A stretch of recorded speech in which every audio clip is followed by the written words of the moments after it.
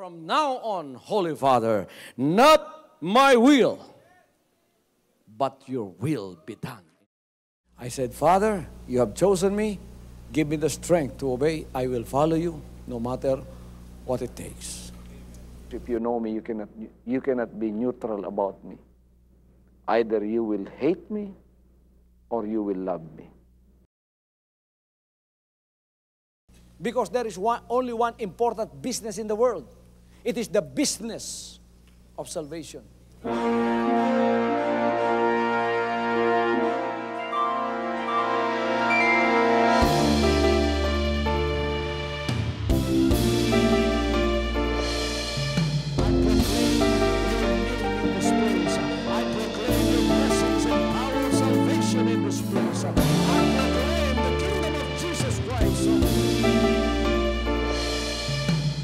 As I am concerned, and as far as the work of God is concerned, we have reached the end. Last September 13, 2003. When you find God, you find His love. Because God is love. Ganon ang pag-ibig ng Panginoon. Walang katapusan na yan ay bumabalik-balik sa atin. If you want to receive, you have to give. Receive it by faith and say, Lord, I will touch up. Because the game plan of God was to save us from seeing through the power of love. He has completed His salvation works in the Spirit. After April 13th, the door is open for everyone to come. The salvation works of the Father is now completed in me. Salvation is here.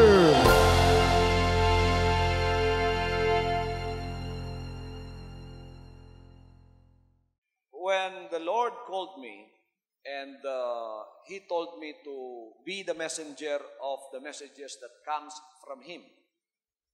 In fact, on December 31, 1999, as we dedicated again the work of God and celebrated the reign of the Father through the Son, ipinahiwatig sa akin ng Espiritu that this year, sabi niya, anak, mangaral ka pa at ang mensaheng ipangaral mo ay ang repentance. Kaya yon ang maririnig niyo sa akin all the way sa taong ito. At naipaliwanag ko na sa inyo kung paano na ang Panginoon ay gumagawa ng mga paraan upang maunawaan ninyo itong mga salitang itong nakasulat dito. As long as it is written here, it is the written word of God. But when it is revealed by the Holy Spirit and this written word is lifted from where it is written, it becomes a revealed word. Yung revelation na yon ng salita, yon ang nakakain ng ating kaluluwa. Amen? So kung babasahin mo lang at walang revelation, that's nothing to you. In fact, many people are bringing their Bibles with them, but it's nothing when you read it. It's just like some of the books that you read. But when God quickens the word or makes the word alive, binubuhay niya yan. Kukunin niya riyan, gagawin niyang revelation sa iyo at ilalagay sa iyong puso, yon ang magiging pagkain ng iyong kaluluwa. Doon mo malalaman ang sinasabi ng Panginoon sa Matthew 4:4. Man shall not live by bread alone, but by every word that proceeds out of the mouth of God. So when God gives me these messages, I give them to you. And when He called me to deliver this message, I forgot about my formal Bible college training on how to deliver the words of God. Yung aking homiletics, yung aking hermeneutics, natapon na sa garbage canyon. Kaya pagka nagpasimula ako ngayon, hindi ko alam kung paano ako magpasimula, pero yung instruction sa Bible college on how to deliver the words of God, talagang isa-isa susundin mo yon. Mula dito, papunta doon, on how to interpret it, on how to deliver it. Pero pagka ang Panginoon pala ang tumawag sa iyo at ipadideliver niya ang Word of God, wala na palang maraming sistemang gagawin mo. Sinabi niya, anak, simply say what I want to say to them. You're my mouthpiece. and tell them exactly, wala nang marami pang paligoy-ligoy. Sabihin mo sa kanila kung ano ang mensahe nang gagaling sa akin. Kaya ngayon, sa panahong ito, ang mensahe na ipinahiwatig ng Diyos sa akin para sa taong ito ay ang mensahe pa rin ng pagsisisi o repentance at kung paano ang tao ay marapture na buhay. Hallelujah. Ito ang ini-emphasize ko, and I need not emphasize it more to you because you have known it since the very beginning that God has revealed this to me. But for the sake of the new ones, yung mga bagong naririto ngayon, kayong mga bagong naririto, taas ang inyong mga kamay. First-timers na naka-attend ng service dito. Alam niyo, mapalad kayo. Palad kayo. Bakit? Kasi bago kayo nakapunta rito, napakarami munang hadlang, di ba? Napakaraming hadlang. Bago nga lang kayo nakaka-attend noong mga paglilingkod ng iba, kung naka-attend kayo, at narinig ninyo na si Pastor Kibuloy ay hindi sugo ng Diyos.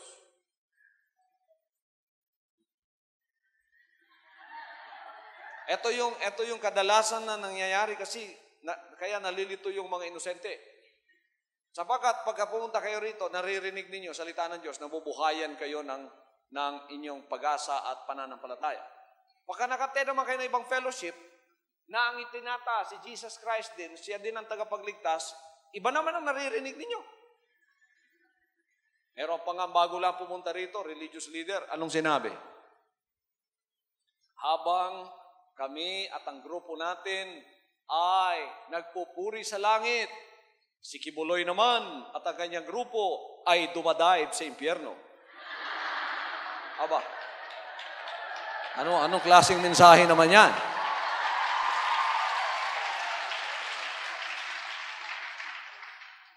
Pagkatapos, para mag-click lang ang mga meetings, kumukuha ng maraming artista, para dumalo ang mga tao. Tapos, para pagkatapos ng umawit ng artista, ay ang tao manatili ang tao, may mga rapol-rapol pa. Huwag kayong alis, may rapol tayo mamaya, may TV, merong para lang manatili ang tao. May artista, may rapol, at may paninira pa. Para maitaas lang ang mensahe. Mga kaibigan, mga kapatid, kahit wala ako rito, tayo nagtitipon. In fact, hindi ninyo alam na si Congressman Duterte kasama ko ngayon. Kaya hindi kayo pumunta rito nang dahil may mga sikat na tao ditong tulad ko, tulad ni Congressman Duterte. So ano ang nangyayari sa atin? Iyan ay kapangyarihan ng Diyos. Nakakakain tayo ng kanyang mga salita at totohanan ng ating paglilingkod. Ito yung sinabi niya sa John 4:24, God is a spirit, and those that worship Him must worship Him in spirit and in truth. No, I'm not against anybody. I'm not against any man. In fact, the Lord said, love your enemy, do good to them that hate you and despitefully use you and persecute you. So we do not hate nobody in a personal basis. What we hate is the works of Satan through religion, through religious leaders. Yung religious leaders na nagmamahal, totoo yun. Pagkapagmamahal ang kanilang theology dala. Because God is love, and those that love knows God. Pero pagka theology of hate, theology of destruction, para lang maniwala ang tao sa iyo, sirain mo pa si Pastor Kibuloy. Na yung grupo namin, nagpupuri sa langit habang si Kibuloy dumadive sa impyerno. Ano bang klase yan? Yan ay maliwanag na panluloko yan. Maliwanag na panluloko. Biro mo. Nakikita mo naman, tinataas ko dito, Jesus, hindi naman Lucifer, the name above every name yan.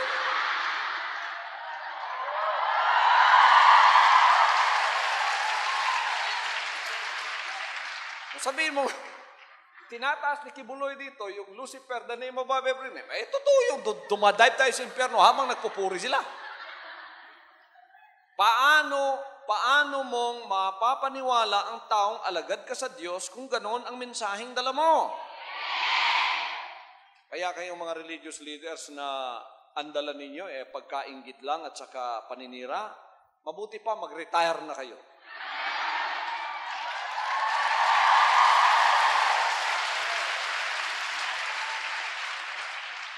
Sabi ko sa isang DSGL natin, bakit gano'n lang kamalignant ang paninira ng religious leader na ito? Ang laki-laki pa naman ang grupo nito sa Pilipinas. Sabi nila, Pastor, dahil po dito sa Hong Kong, naliwanagan ng mabuti yung mga members noon. Kaya hindi lang ninyo alam, silang lahat naririto na sa atin. Hindi ko kasalanan yon. Because I do not convert people. It is God who converts them. My mission is only to preach. What message God has given to me, I will deliver it without fear or favor. And when it is delivered, it's up to you to either accept it or reject it, but you do not lose your freedom of choice. It is up to you to know what is right and what is wrong. Alisin ninyo yung masama. Huwag ninyong tanggapin yung masama. Ang mabuti ang siyang tanggapin nyo. Ngayon, nakakabasa pa nga ako ng dyaryo. Puro mga alagad ng Diyos, nagdidimandahan. Yung isa daw, ang mensahe daw niya, paninira. Yun naman daw ang isa, ang mensahe niya, panluloko. O ito namang isa, magaling na lalaki raw. Dahil siya lang daw magaling sa buong Pilipinas. Kaya't pag kami mga nangangaral na, walang magaling, mas sa kanya. So yung mga ganon, nasa TV. Kaya ito yung minimension ko, sapagkat itong mga tao ito nasa television din. Kaya ito'y sinasabi ko upang ang bansang Pilipinas ay makakita ng tunay na pangangaral ng salita ng Diyos. Hindi tayo nagpapatayo ng sarili natin ito. Hindi tayo nagpapatayo ng sarili. Kahit na wala na ako dito, pagka nakilala ninyo na si Jesus Christ ang tagapagligtas, kahit na wala na ako dito, whether I am the leader or not, sapat na sa akin na malaman ko kung kayo nakatayo sa katotohanan. Hallelujah! Sapat na sa akin yun. Ngayon nga, sa Pilipinas, mga kapatid, that we have, the Lord has used us to establish this work. I could be absent in the Philippines for 20 years, and this work would roll on and would go on, and it is established as it is. Kahit na hindi na ako pumunta ron, kahit hindi na ako bumalik, basta't na-establish ko na yung pinagagawa ng buhay na Diyos sa akin, na ang tao para maligtas pumasok sa kanyang kaharian at kilalanin si Jesus Christ, ayon sa sa Acts 4:12. Anong sinabi ng Acts 4:12? Sinabi niya rito, there is no other name given under heaven whereby we must be saved. He is the name above every name.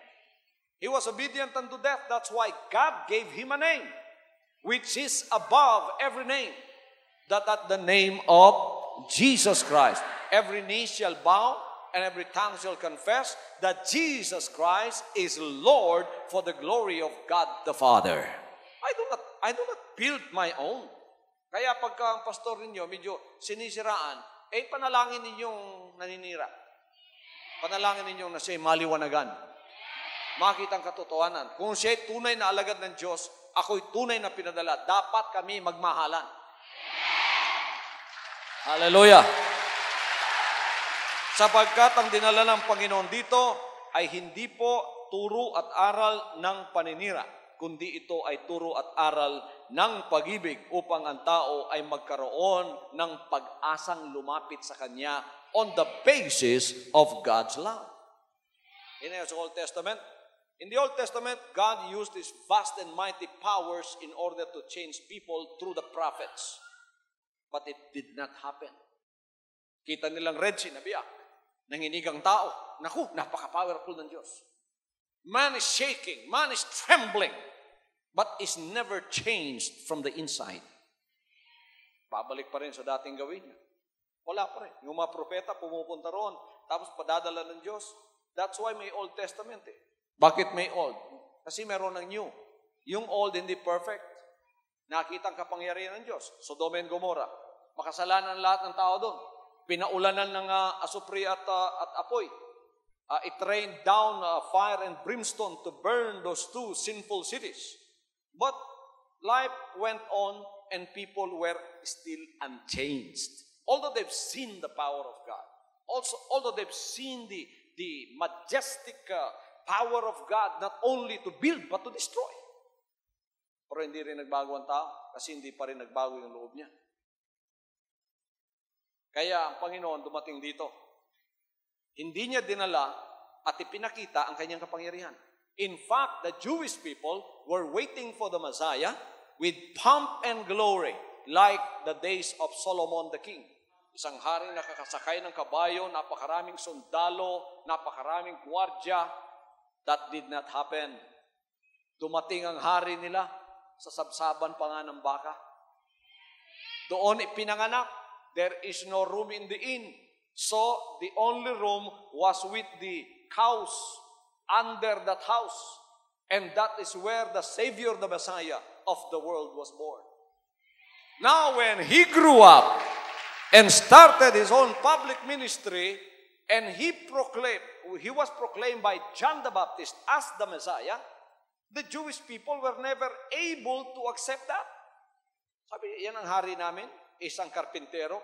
Yan ang hari namin, pinanganak doon sa... Yan ang hari namin, hindi nag-aral. Yan ang hari namin na walang degree sa buhay. Hindi nila tinanggap yon. Kaya pinako siya sa krus. Pero dala ng Panginoon, hindi kapangyarihan. Kaya sabi niya kay Pilate, nung kaharap niya si Pilato, sabi ni Pilato, hari ka ba? Sabi ng Panginoon, ikaw nagsabing ako'y hari.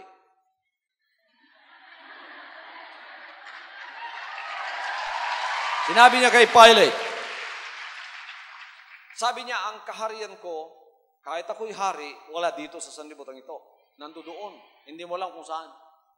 Pero sabi niya, kung gagamitin ko ang kapangyarihan yan, ngayon, lilitaw ang napakaraming anghel at ako ay liligtas sa iyong mga kamay. Why did God not do that? Because that was not His mission. That is Old Testament. Showing God's power for people to change did not succeed. So God, in His own wisdom, came down with the plan.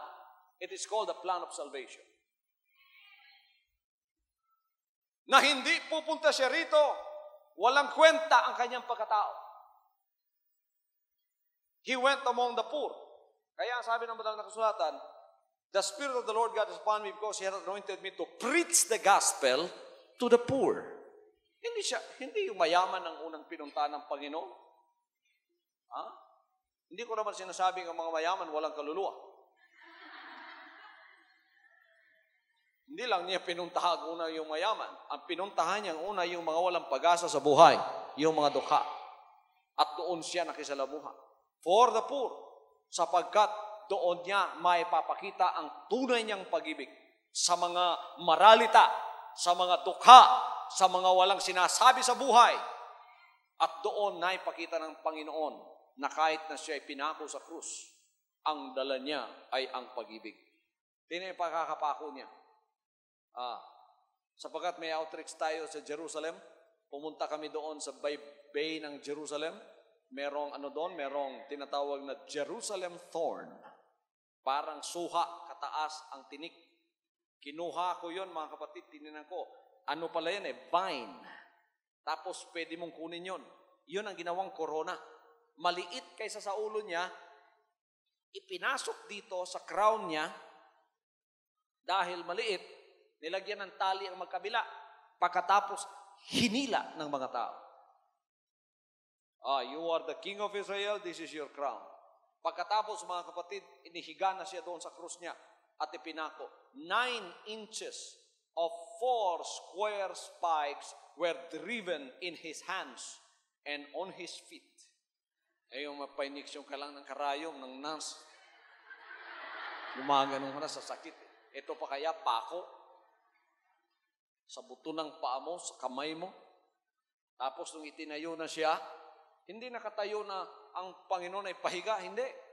The Roman soldiers are expert on torture. Kaya the cross was slanted slightly forward. It is calculated so that the weight of your body will be held by those spikes in your hand and in your feet. so cruel that you will be hanged there from 12 o'clock to 6 o'clock in the evening.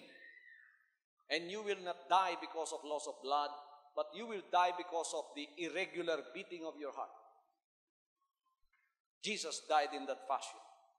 So He died of a broken heart because He loves you. Mahal ka niya. Hallelujah! Many of you people, listen to me. Those that are listening to me via the Hour of Truth telecast, because this is nationwide in the Philippines, nakikita ito. Many of you have decided on the basis of fear. People instilled fear in your heart that Kibuloy is of the devil. That's why he's gonna dive in hell. Kaya dito kayo sa akin sapagkat si Kibuloy demonyo, ako ang totoo. You decided on that basis. Madidisappoint kayo. Sapagkat isang araw, baka malaman ninyo ang katotohanan, ma-discourage kayo at mahiya kayong pumunta rito. Sapagkat ang Diyos ay katotohanan. God is truth. He said, I'm the way, the truth, and the life. No man goes to the Father but by me. Pagka nalaman ninyo ang katotohanan, siya pala demonyo, ako pala nasa Diyos, ma-discourage kayo. Ma-discourage kayo. So don't decide on that basis. Don't even decide on the basis of the intelligence of the preacher. Many people decided, magaling tong mangangaral namin. Dito na kami. Praise the Lord. Yung palang mga kagalingan yun ay hindi makapagliligtas katagalan. Sapagkat ang kaluluwa mo, you cannot deny it. You cannot deny what your soul is feeling right now. Your soul is not satisfied with intelligence only. Your soul is not satisfied on the basis of deciding on fear. It will not be satisfied. Ma-overcome mo lahat yung katagalan. Baka may makita ka pang mas intelligent pa doon sa pinaniniwalaan mo. Mas magaling to ah. Pag ganun-gano ka, para ka na ng langaw na pula ang puwit. Kung saan ka na lang pinapadpad ng hangin ng katalinuhan. Don't decide on that basis. Amen? Don't even decide on the basis of fame. Eto, malaking simbahan to, dito ako. Hindi din makakapagligtas yun. At ang kaluluwa mo, kahit napakayaman ng pinasukan mo, yung kaluluwa mo, poor pa rin. Mafe-feel mo sa loob ng puso mo yun. Wala kang satisfaction. Kahit pagkatapos, dahan-dahan, naghahanap ka na naman.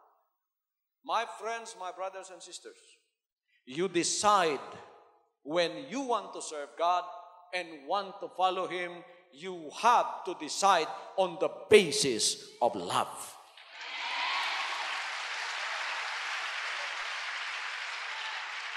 I serve Him because I love Him. Hallelujah. The Bible says God is love, and those that love knows God. We love Him because He first loved us. John 3:16 ang sinabi, for God so loved the world that He gave His only begotten Son. Kaya dito ang basis natin ng paglilingkod sa kingdom, love. Kaya kayo napilitan, sige, umuwi na kayo. Kayong mga natakot lang dahil nangaral ako ng nakakatakot sa impyerno, umuwi na kayo. Malis na kayo, maghanap na kayo ng sarili ninyong pananampalataya. Pagka nag-decide kayo dahil ako'y pogi, malis na kayo.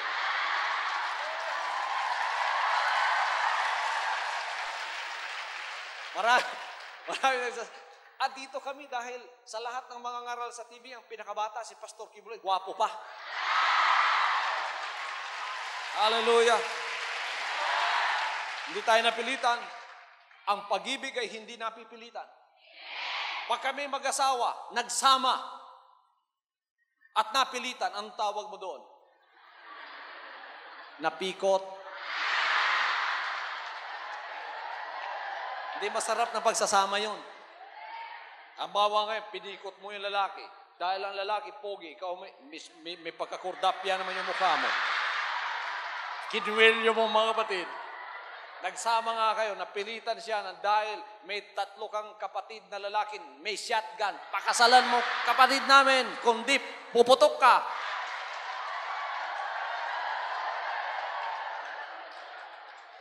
Pero pagkapag-ibig ang dahilan, naku, mga kapatid, kahit sementeryo, kapatid ko si Pastor Joe, wala siya rito. Pero totoo, noong nag-asawa siya, maliit pa ako, nanliligaw yan. Si Pastor Joe, takot na takot yan sa patay. Yung kabaong at patay, yan ang panakot sa kanya. Nanligaw yan sa nung naging asawa niya, yun ang wife niya, na ngayon ay pumanaw, nasa Panginoon na. Gabing-gabi, pupunta yan sa bahay nila, dadaan ng sementeryo.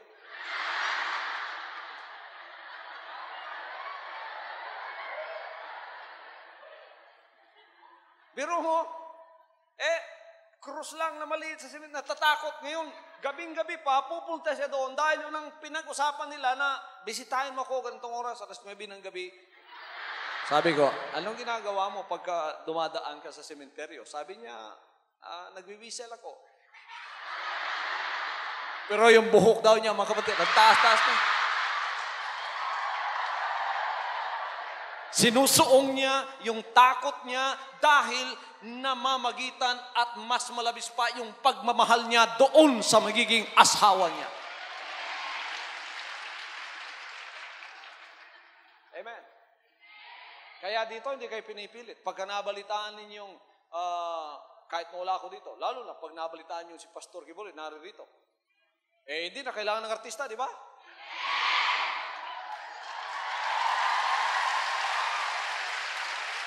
Amen? Sapagkat sa kalagitnaan ng paglilingkod natin sa kaharian, may pag-ibig. You decided on the basis of loving the Lord. And when you love somebody, truly love somebody, you are willing to die for him. Hallelujah. Ganon din ang testimony ng pastor nyo nung ako'y tinawag. Napakalaki at napakarami ng dapat kong iwanan para ako'y maglingkod sa Kanya. Sinabi lahat ng Panginoon sa akin. Pero nung sinabi niya, sabi niya, ikaw mag-decide ngayon kung anong gagawin mo. Hindi kita pinipilit. Bakit ako nakapag-decide na sinasabi kong pag-ibig? Sapagkat wala siyang ipinakita sa akin na ipapalit niya sa iiwanan ko. Biro may iwanan ko. Yung denominasyon ko para kong prinsipe doon. Pagka bumibisita ko ng mga kongregasyon noon, ng mga puti, ang garland ko hanggang dito. Pinapayungan pa ako. Iwan ko yon. Yung mga kaibigan ko, iwan ko. Mga pamilya ko, mamimisunderstood pa ako nila. Ang pinakamasakit pa, so I can follow him, so I can be his true servant, iwanan ko pati yung girlfriend ko.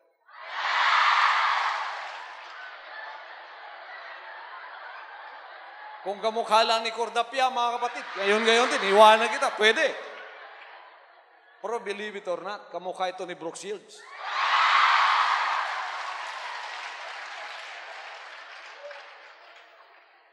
Ang laki ng iwanan mo. Kung di mas malaki yung pag-ibig mo sa Kanya, hindi mo maaaring iwan yan. The opportunities that I would be sent in America, I would be based there and they will provide for everything with an American wife and a possible American family.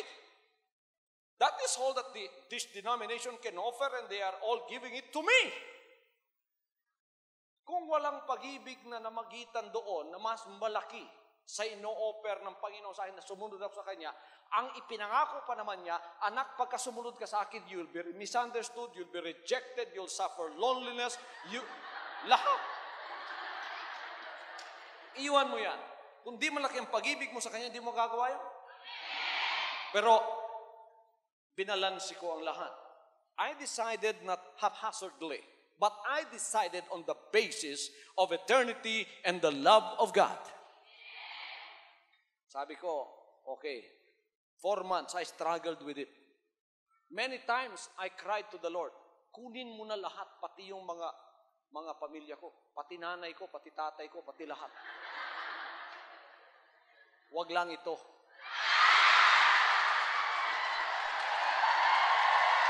Hallelujah. Para bang nakita ko ang Panginoon sa Garden of Gethsemane, kita niyo yung ipapako sa krus, mamamatay siya ng dahilan sa kasalanan ng tao. Sabi ng Panginoon, He prayed on Gethsemane until the sweat that dropped off His forehead were like drops of blood. Let this cup pass from me. But the Father said, no, you have to take the cup. Jesus 3 times prayed, and 3 times He also said, not my will, but your will be done, O Father. I wrestled for 4 months. Lumuhod. Lord, kunin mo na lahat. Huwag lang ito. I promise you, I will follow you through the seas, through fire, through the wind, through the storm. Siguro ang Panginoon, tinitingnan ko, awang-awa sa akin. Pero ang pattern, hindi mag-iiba yun eh. Kaya't mga kapatid, pinahiwatig pa rin ng Panginoon sa akin na hindi, anak, dapat ialay mo ang buhay mo sa akin. Lord, bigyan mo ako ng malaking pag-ibig sa puso ko. Then the Lord showed me the rewards of eternity because of the love of God. Tatanda rin ang tao, ang tao'y mangungulubot din. Kung ako'y nag-asawa ngayon, ang aking asawang si Brooke Shields, kulubot na rin ang mukha.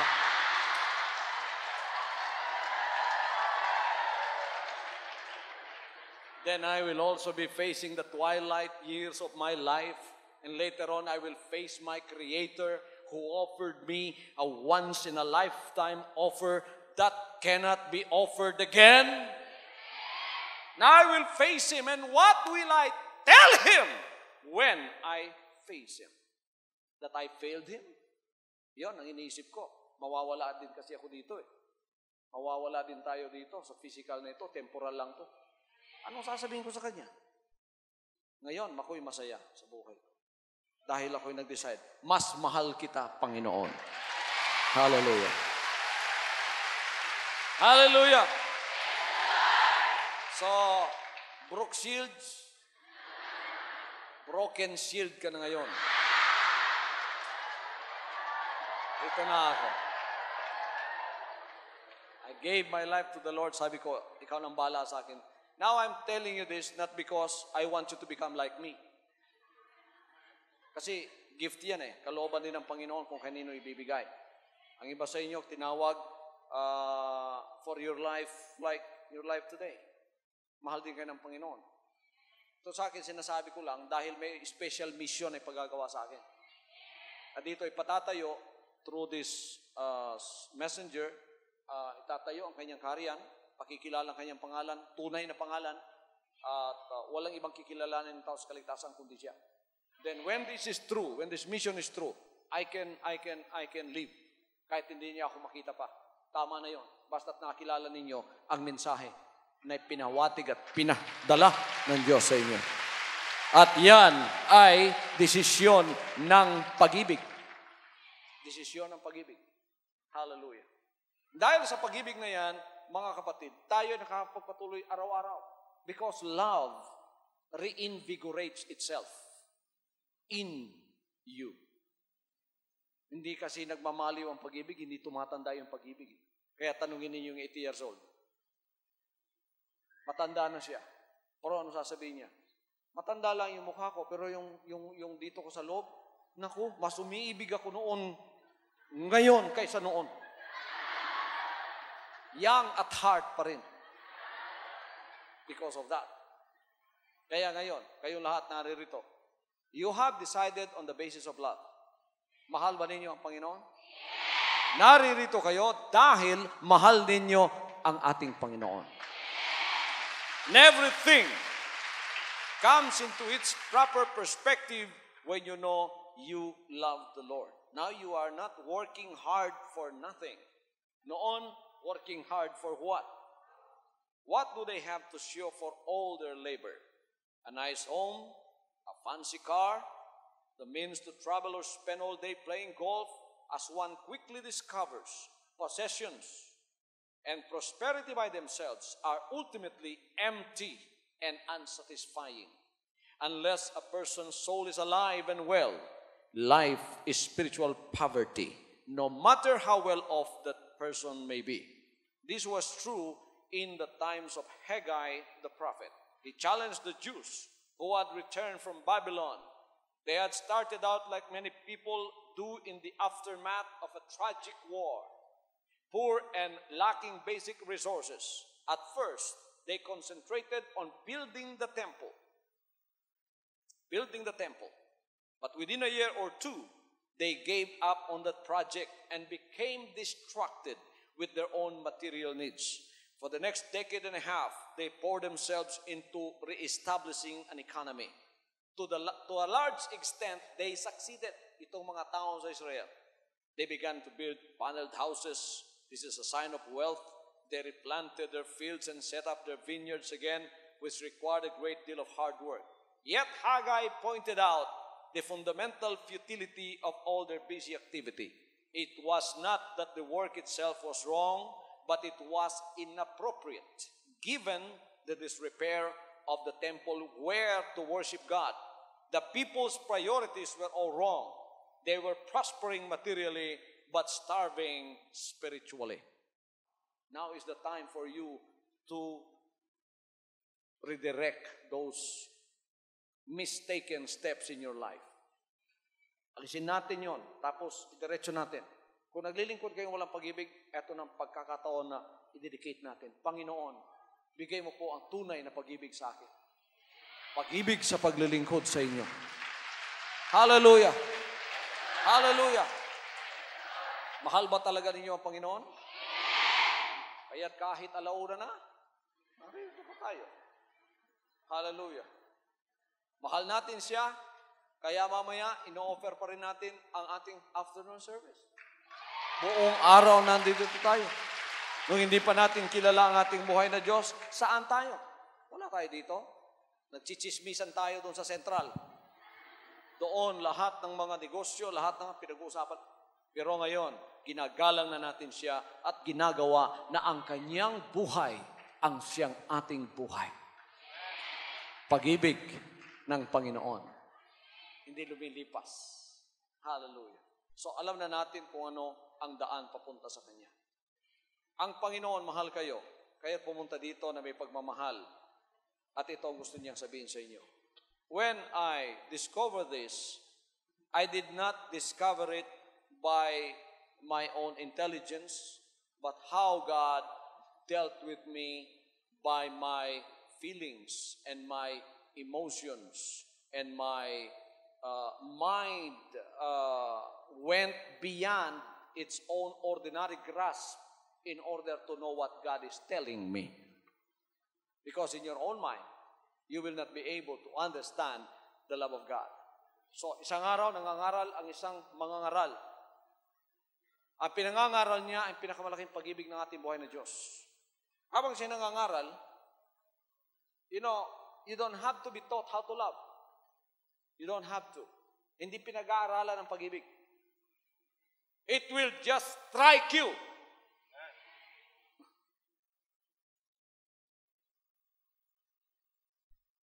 Kaya kung minsan may mga nag-uusap sabi niya, ako na in love. Bakit mo alam? You cannot explain it. Napifeel mo na lang. Basta't na in love ako. I have fallen head over heels in love with Jesus. Hallelujah. It will just strike you. Hindi mo ma-explain yun. Ngayon, yan ang gusto ng Diyos na mapa sa iyo. Maging revelation sa iyo yan. Huwag mo lang akong pakinggan na hindi mo na-feel ito. Kailangan ito ay pumasok sa iyo. At kailangan buksan mo ang puso mo upang malaman mo kung ano ang pag-ibig ng Panginoon sa buhay. Tulad ng napakarami ng member ng Kaharian sa mga sandali ito. Papasalamat ako sa Diyos na tayo sa Kaharian ay tinawag ng dahil sa pag-ibig na yan. Hallelujah! Hallelujah! Hallelujah! Hallelujah! Hallelujah! Kaya dito, walang napipilitan. Walang napipilitan. Sa Bisaya pa, dire ang nangalagad, way nagmahay. Walang yung nagsisisi o nagbi-blame ng sarili niya, bakit siya nakapasok dito. Wala. Ito na yung sinasabi ng Panginoon na, Thy kingdom come, Thy will be done on earth. Kasi sa langit ganon. Tatanungin mo si Pedro, paano pumunta roon? How did you come up here into the kingdom of God in heaven? Ask Peter that. What will he tell you? I was crucified upside down, and I was burnt on the stake. I died in a terrible way, and I died a terrible death. Sa langit, masaya siya. Ginawa niya yon na hindi napilitan. The Roman, when they persecuted the Christians in the 1st, 2nd, and 3rd centuries, before I end, sandali na lang. They were expert, as I said, on torture. Sometimes, the Christians were rolled, and at the end of a roller is a circular saw. While you are being answered to it head first. Itong mga Romanong ito, tinatanong ka, maglilingkod ka pa ba sa Panginoon? Habang papalapit yung ulo mo doon sa lagari. Sinabi ng isang alagad ng apostol, si John Chrysostom, Christ was good to me for 80 years. Will I now reject Him? If I have 10 lives, I will all dedicate them to Him. Pumasok ang ulo niya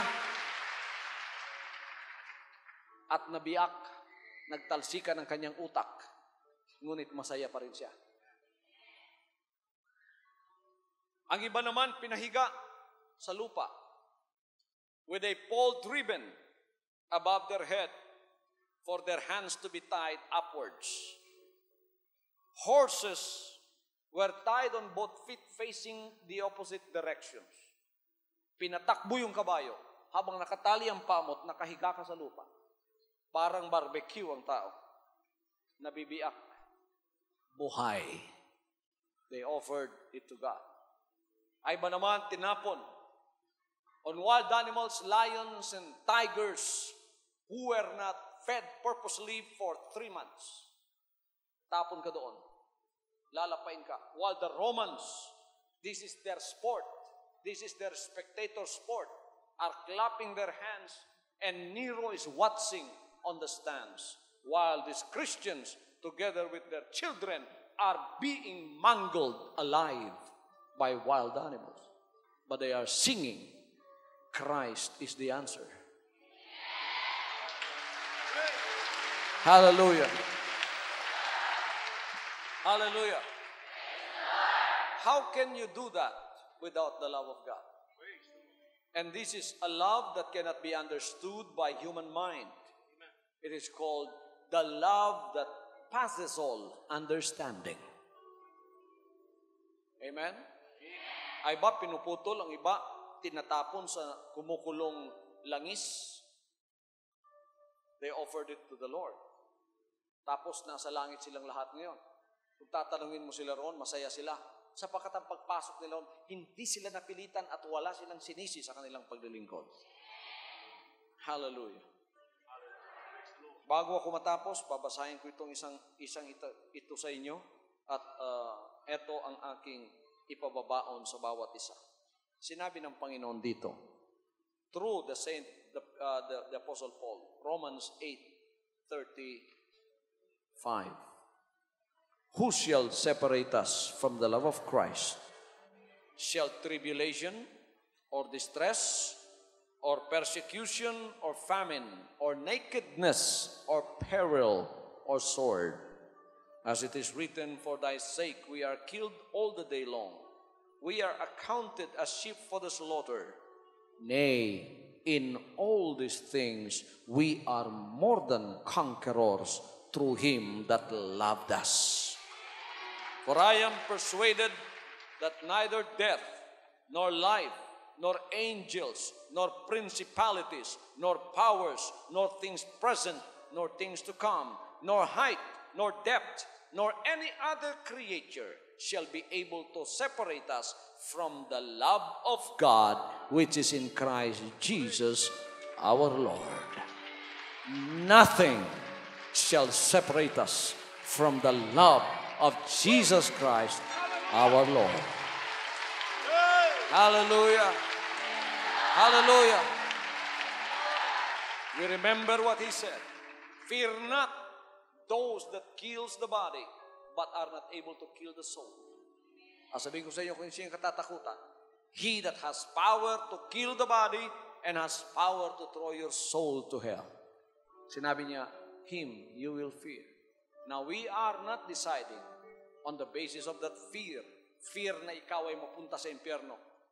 Fear na ikaw ay mamamatay na walang kaligtasan. Hindi. We have decided on the basis of love. Hallelujah. We love Him. That's why nothing shall be able to separate us from that love. Hallelujah. Hallelujah. Hallelujah. Tumayo tayong lahat, mga kapatid. You can come over and give your life. Rededicate that life to Him right now. Hallelujah. Purihin natin siya sa mga sandali. Ialay ang inyong buhay sa Kanya. Hallelujah. Hallelujah. Hallelujah. Oh, hallelujah. Hallelujah. Hallelujah.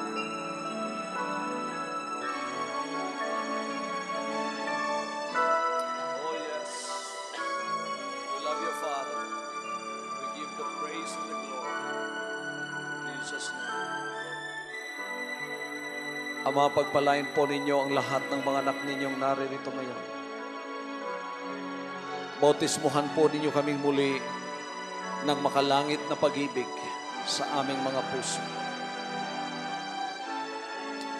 Pagkayan ay aming nadama at ang nadadama namin yan ay mula sa makalangit na pag-ibig. Everything will be all right. For we know that that love that is in us is the love that conquered the world. Father, bless your people in Hong Kong. Bless all the PCMBSGL. Bless all the visitors today. Bless everyone that is present in this auditorium right now. Oh, we praise you and we love you.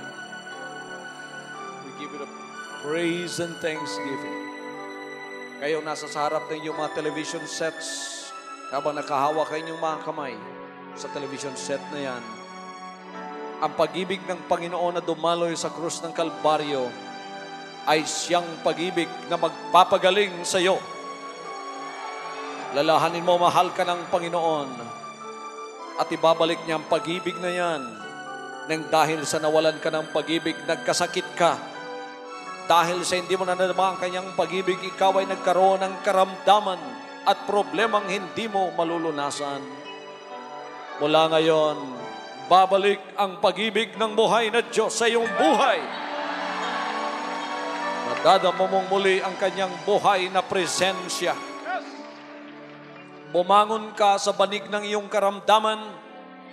Bumangon ka sa iyong pagkakalugmok. Bumangon ka sa kadiliman na kung saan ikaw ay nawawasak. Bumangon ka at tanggapin ang kaliwanagan. Tanggapin ang pag-ibig, tanggapin ang kagalingan at milagro ng iyong kasagutan. In the name of Jesus Christ, let this love of God be in you and in your heart. Hallelujah. In Jesus' name. Purihin natin ang ating buhay na Diyos. Hallelujah, hallelujah. Hallelujah, hallelujah. From now on, Holy Father, not my will, but your will be done. I said, Father, you have chosen me. Give me the strength to obey. I will follow you no matter what it takes. If you know me, you cannot be neutral about me. Either you will hate me or you will love me. Because there is only one important business in the world. It is the business of salvation.